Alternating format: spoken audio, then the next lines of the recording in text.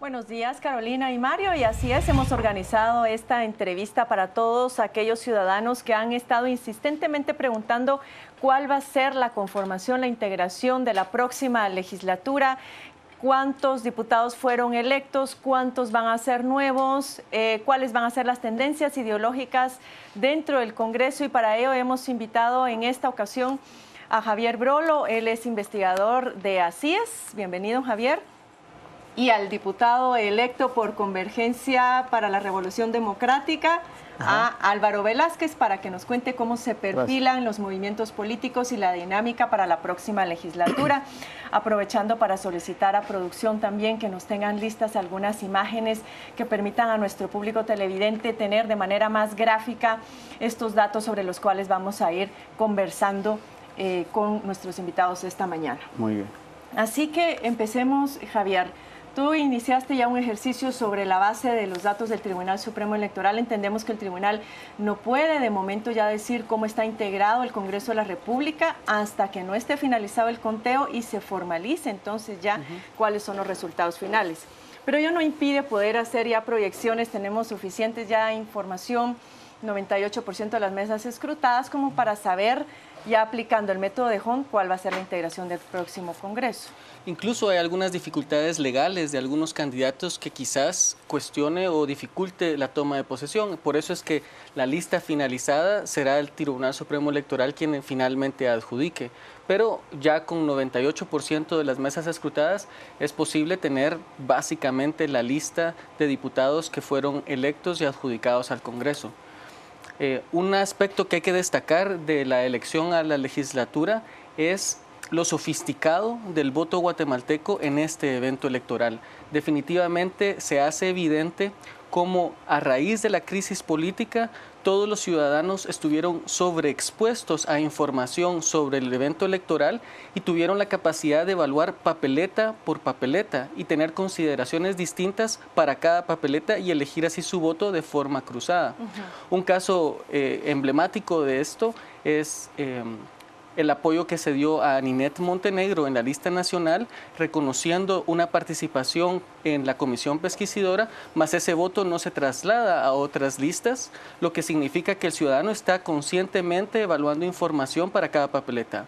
Eso se vio por primera vez, porque habíamos hablado del voto cruzado en otras ocasiones y habíamos visto que no era tendencia todavía en Guatemala, pero ahora esta situación cambió. Bueno, en el caso anterior, por la ausencia de un candidato presidencial, fue requerido el voto cruzado y se hizo evidente porque el partido de turno en ese momento pues obtuvo un número significativo de diputados sin candidato presidencial. Ese fue el caso de la elección anterior. En este sí vemos que es natural una decisión informada, responsable, de una participación bastante consciente de los ciudadanos, que es admirable y ejemplar y hay que destacarla. Y pues bueno, ya podemos entrar a los resultados. Sí, si pudiéramos tener ya algunas de estas proyecciones. Vamos a ver, ahí tenemos ya la primera gráfica para que veamos cuál va a ser la integración. Bastante fragmentación. Sí. Se puede ver acá. Esto coincide de manera muy cercana a lo que habíamos proyectado o anticipado anteriormente. Si recuerdas, habíamos anticipado que iba a ser un Congreso fragmentado con 5 partidos políticos que tienen un número importante de diputados, pero ninguno de ellos tiene mayoría. Y hay 2 partidos dominantes o relevantes, es Líder y la UNE, pero al no tener mayoría van a requerir la necesidad de alianzas, el apoyo especialmente de los otros 3 grandes que son PP, Todos y FCN. FCN es un caso a destacar porque se nota que el ciudadano respaldó una candidatura presidencial, mas no a la propuesta política de ese partido. Y este partido se ve en bastante debilidad, teniendo un candidato que pasa a segunda vuelta y que va a requerir alianzas importantes. Probablemente se pueda aprovechar o pueda ofrecer partidos que perdieron en las elecciones, pero tienen la organización que FCN carece, a cambio de acceso al Ejecutivo, en este caso Estamos PP y Líder. hablando ahí entonces de 46 diputados de Líder y 18 del Partido Patriota. Por Entre ejemplo, estos dos suman 64, que es lo que hemos visto. Pues ha habido alianzas, por lo menos en esta legislatura. No sabemos cómo, si esa alianza va a sobrevivir para la próxima, pero ahí estamos hablando de 64. Algo más que destaca, creo yo, es Encuentro por Guatemala, que recibe más diputados de los anticipados, y partidos como Convergencia, que estaban fuera del radar, pero tienen una representación importante para el tipo de partido que es, con 3 diputaciones. Habiendo corrido el riesgo de que los partidos de izquierda se habían dispersado entre URNG, WINAC y Convergencia, corrían el riesgo de incluso no obtener una diputación, pero dentro del Estado Nacional, el Distrito Central y los municipios de Guatemala han logrado aprovechar esa representación proporcional. ¿Cuántos diputados finalmente fueron reelectos? ¿Cuántos son nuevos? Yo he contado 73 diputados reelectos que puedo verificar. Es quizás posible que haya 1 o 2 más, que por la forma de escribir el nombre no lo logré rastrear con la computadora. Pero 73 diputados es el mayor número de diputados reelectos que hemos tenido. La gran mayoría de estos fueron de Líder. Entonces se hace evidente que la plataforma de Líder sirvió para la reelección de sus diputados, no tanto para el apoyo a la candidatura presidencial. Y la Líder tiene 62, 63 diputados ahora. De estos, alrededor de 30, 35 se están reeligiendo y todos iban en puestos estratégicos en sus listas. Listado Nacional, Huehuetenango, San Marcos. Algunos de ellos tienen antejuicios. Rápidamente, sí. En ese caso, ¿qué pasa? ¿Hay un corrimiento? En el caso de los... Si es que llegaran a proceder, ¿verdad? Los diputados electos o adjudicados que tienen antejuicio y en el proceso de investigación se les liga proceso y se les da prisión preventiva, tendrán que ceder el cargo. Para el Congreso esto no es ningún problema porque en la lista solo sube el siguiente candidato. No sé si tenemos alguna otra gráfica que tú hubieras enviado para la presentación. No, en esta gráfica tenemos completos los datos resumidos. Otra duda es nombres. Por ejemplo, revisemos algunas de las personas que más nos han estado preguntando. Me sorprendió saber que un Manuel Barquín no logró la reelección. Javier Hernández de Bullocks, ¿está o no está dentro de las personas? Yo recuerdo que no entró tampoco Javier Hernández de Bullocks. No lo identifiqué al revisar la lista. Si supiera en qué distrito va, lo podemos revisar. Iba en Guatemala por UCN. Vimos algunos Javieres Hernández, pero eran otros homónimos, pero él no era. Hay 2 Javier Hernández que son del FCN, que van por otras listas, pero no está... Pero él no. Respecto a la reelección, yo tengo, digamos, 2 sentimientos encontrados. Por un lado, tenemos varios candidatos señalados que son muy visibles y que generan mucho descontento ante los ciudadanos, especialmente los que tienen antejuicio. Huehuetenango es un distrito que eligió varios diputados que están incomodando a los ciudadanos. Sin embargo, yo creo que con una ciudadanía que se ha mostrado organizada y diligentemente exigiendo de forma unida y consistente al Congreso, esta reelección de diputados también se puede aprovechar como una oportunidad si los ciudadanos nos organizamos de forma estratégica y efectiva para que no tengamos que empezar de cero muchas discusiones. Muchos de los actores políticos que ya hicieron compromisos respecto a aprobar ciertas leyes como la ley electoral, la ley de servicio civil, compras y contrataciones, reformas en sector justicia, por ejemplo, la presencia de Oliverio, que ha dirigido las mesas de seguridad y justicia y que hay varios proyectos de ley pendientes ahí. Hay temas estratégicos que vale la pena. Es importante rescatar esto de que este va a ser quizás una legislatura de continuidad y si los ciudadanos podemos tratar de limitar la influencia de los que están señalados y aprovechar la continuidad de muchas discusiones que se han dado, eso permitiría aprobar leyes que se han estado discutiendo por años, pero que han seguido estancadas. Eso me parece importante. Hablemos, por ejemplo, de un Giordano.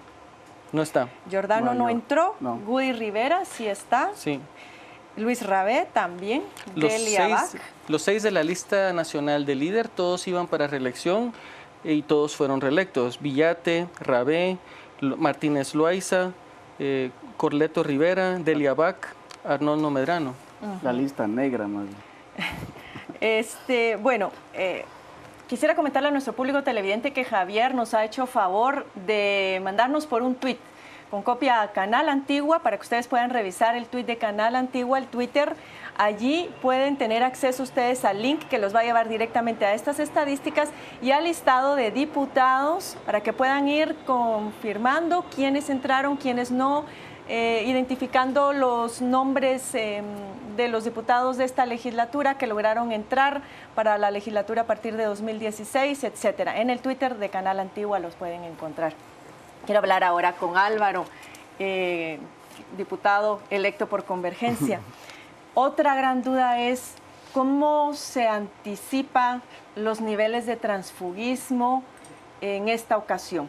Es algo que ha sido muy señalado, pero ¿se percibe que va a funcionar de la misma manera o crees que va a haber un poco más de control debido a esa presión social que hemos experimentado en las últimas semanas? Desde luego esperamos que esta vez, a diferencia de la ocasión anterior, en que antes de la toma de posición ya había mucho transfugismo, en esta ocasión va a ser diferente porque la presión ciudadana ha aumentado enormemente y castigado moralmente esas conductas, y la prueba está en que no hay muchos reelectos de esta generación, de esta camada de políticos tradicionales que le falló a la población guatemalteca.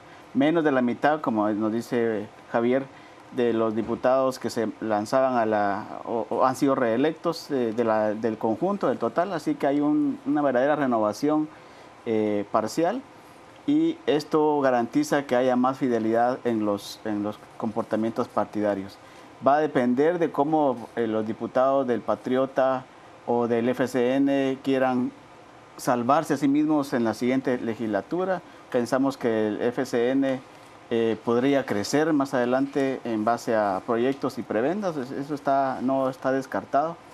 Pero en general nosotros como proyecto de izquierda, en primer lugar, nosotros agradecemos al pueblo de Guatemala, agradecemos a la ciudadanía la confianza depositada en el voto, además que expresa además un respaldo a la presencia nuestra en las protestas ciudadanas, en la revolución ciudadana, expresa un respaldo a la trayectoria social que hemos traído, y estamos dispuestos a construir todo tipo de alianzas en función por lo menos de tres cosas que están presentes en la agenda. En primer lugar, la lucha contra la corrupción; en segundo, la reforma política; y en tercero, la reforma económica que reduzca los niveles de pobreza y desigualdad. Has tocado un punto clave que es el tema de las alianzas. ¿Qué es lo que tú crees, logras anticipar? Yo sé que es prematuro, va a mover las alianzas en esta ocasión. Alianzas de los partidos en contra del líder y PP, por ejemplo, o alianzas ideológicas. Tenemos varios partidos de derecha, tenemos varios partidos de izquierda. ¿Qué es lo que finalmente va a lograr articular esas fuerzas en el Congreso de la República? Yo creo que en la mayoría de los casos siempre son intereses personales los que se mueven en el interior del Congreso, pero nosotros llevamos un proyecto, y ese proyecto queremos ver qué aliados potenciales hay en el Congreso como para impulsar los tres puntos que te dije: la lucha contra la corrupción, la reforma política y la reforma económica de este modelo neoliberal que está presente y que ha afectado a la mayoría de la población. Si encontramos eco en otras bancadas y en otras personas, seguramente podemos encontrar puntos de contacto. Y ahorita, por ejemplo, nosotros somos 3 personas, pero hay otras expresiones de otros progresistas en otras fuerzas dentro del Congreso, y podemos, estoy seguro, hallar aliados estratégicos. ¿Creen? Sí, perdón. Respecto a las alianzas, de acuerdo al comportamiento que hemos observado en el legislativo, se identifica que el patrón de alianzas es una necesidad para construir mayorías, no es tanto una afinidad temática. Entonces, las alianzas suceden alrededor de los partidos dominantes, y estos buscan votos tratando de complementar sus carencias. Y ahí es donde podemos nosotros empezar a anticipar cuáles serían los tipos de alianzas. Dado que es FCN y UNE hasta el momento los que pasarían a segunda vuelta, observamos que las carencias del FCN, por ser una bancada muy pequeña, 17 votos, necesita juntarse con partidos que tengan más votos. O crecer. O absorber a esos partidos. Pero el problema es que el transfugismo, como ha sido tan condenado públicamente, hoy se van a cuidar más. Pero se puede hacer de fachada. Se mantiene el color de la camisa, pero igual me cambio de jefe y empiezo a votar de acuerdo a lo que el otro partido me instruye. Pero eso es fácilmente de identificar, porque ahora en el Congreso, por los tableros, podemos saber cómo votan vigilando los diputados. Sí. Entonces ahí nos vamos a dar cuenta si siguen la línea o la disciplina partidaria o no. Y entonces te mencionaba que FCN carece de votos y carece de estructura. Líder y PP serían naturalmente los que podrían compensar esas limitaciones, mientras que en el caso de la UNE, que sí tiene votos y tiene organización, su carencia principalmente es reducir el rechazo que genera la figura de Sandra Torres. Entonces, por ejemplo, en ella, actores como Encuentro por Guatemala, que pueden complementar esa debilidad sería el actor más estratégico del interés de la UNE. Que consigan esos apoyos va a depender de qué tanta capacidad política tengan para dar las garantías que los actores que complementan necesitan. Jimmy Morales tiene ante sí, si es que llegara eventualmente a constituirse presidente de la República, un gran reto político, que es tener buenos operadores para lograr articular bien sus fuerzas en el Congreso de la República. Y lo digo así porque Sandra Torres tiene más experiencia en eso y de hecho su bancada en el Congreso también, pero él llega prácticamente sin partido político en el Congreso de la República. Por eso nosotros, digamos, como bancada de la dignidad, nuestra potencial va a estar en aprovechar las debilidades y contradicciones de los partidos grandes. Usualmente, como dice Javier, los partidos grandes o los bloques grandes dentro del Congreso han comprado o cooptado a los votos. En nuestro caso, en lugar de pactar así grosso modo con la derecha y con las mafias y con la corrupción, nosotros tenemos un proyecto que sí hay que negociar y aprovechar desde la debilidad, avanzar la agenda estratégica. El otro tema, Javier, que se me había quedado en el tintero es cuántos partidos políticos resultaron cancelados por no haber ganado, pues participado, no, sí participaron con candidatos a la presidencia, pero no ganaron y no lograron tampoco tener ningún diputado en el Congreso de la República, que es el requisito para mantener su personalidad jurídica. Es el PRI y el MNR. El PRI y el MNR no obtuvieron 5% en las elecciones presidenciales ni un diputado, por lo tanto son cancelados. A diferencia que CNN, por ejemplo, o MR, que no postularon candidato a la presidencia y entonces a pesar de no tener un diputado, la organización sigue vigente. Los que estuvieron más cerca de desaparecer fueron la URNG y WINAC, que solo obtuvieron un diputado cada uno en lista nacional y en Huehuetenango. Estuvieron muy cerca. Fuerza, por ejemplo, solo obtuvo 2 diputados también. Sin embargo, el sistema de representación proporcional de minorías permite que en listados como el Nacional, Huehuetenango o San Marcos, con menos de 5% de votos pueden encontrar una diputación, y por eso vemos que la gran mayoría de partidos que postularon obtienen al menos una diputación. Esto garantiza de que la gran mayoría de votantes votaron por alguien que está representado en el Congreso y por lo tanto tienen un canal institucional para hacerse escuchar. Ya depende de la capacidad de los partidos políticos para servir esa función que es su obligación hacer, pero que hasta el momento no lo hacen. Álvaro, vamos a cerrar contigo para ver los retos de esas caras nuevas. Muchos de ellos sin ninguna experiencia, ni académica, mucho menos en la cuestión legislativa, que es una tarea concreta. ¿Cuál sería la clave para tener un desempeño relativamente decoroso y ajustado a las demandas del contexto? Bueno, en nuestro caso, en Convergencia, no somos improvisados en la trayectoria política y el análisis político, ni en el asunto legislativo. Por ejemplo, en mi caso he sido asesor del Congreso de la República en varias veces, pero el resto no es el caso de todos, el resto ¿verdad? no es el caso, y por supuesto vamos a seguir viendo comportamientos antiéticos, comportamientos improvisados en el Congreso de la República, pero va a depender, digamos, de la clase política nueva, la renovada, la que sí cuenta con un proyecto, poder avanzar la agenda que le interesa a la ciudadanía. Y en eso estamos nosotros. Y el otro tema, me parece también a mí clave, es rodearse de buenos asesores, porque las prácticas también resulta que los asesores que nombran, es decir, no solamente van sin experiencia. Es por amigos. Es por amigos o son familiares. En este caso, si no tienen el expertise por responsabilidad social, tendrían que hacerse rodear de personas tanto en el ámbito jurídico como político adecuadas. A mí, por ejemplo, me interesa un 5 estrellas en materia constitucional y un 5 estrellas en materia fiscal. Y ya con eso podemos avanzar el resto de la agenda.